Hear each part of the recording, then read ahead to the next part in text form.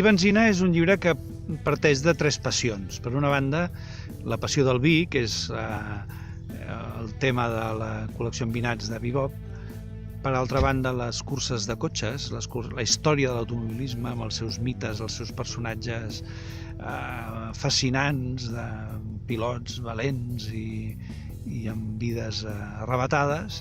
I per l'altra banda, la literatura del Joan Perucho, que havia escrit uns llibres sobre història natural, sobre les aigües màgiques, la botànica oculta i el monstruari fantàstic. I amb aquests tres elements he escrit uns contes, que són uns falsos contes del Perucho, en els quals hi apareix el Nuvolari, apareix el Fellini, apareix la Josephine Baker, apareixen figures històriques i en les quals sempre acaba amb gent que brinda i que pren un bon vi.